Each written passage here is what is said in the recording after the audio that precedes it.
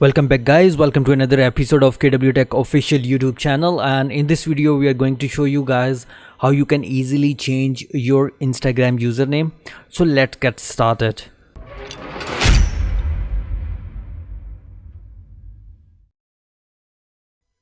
First of all, open your Instagram, and here you see my Instagram is already logged in. If in your case you haven't logged in, just first of all log in that account that you want to change the username. So I just switch my account to KW Tech official and I want to change the username of this account. So what I need to do is I have to gain tab on it, and from here I have to select my account, and after that click on the edit profile button, and here you will see the username option.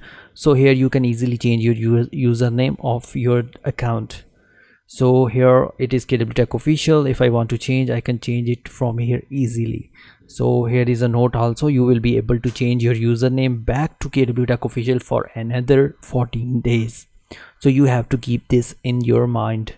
So I hope that this video will be helpful for you. If you find it helpful, do subscribe our channel KW Tech official. Inshallah we will meet you again in the next video. Take care and have a nice day.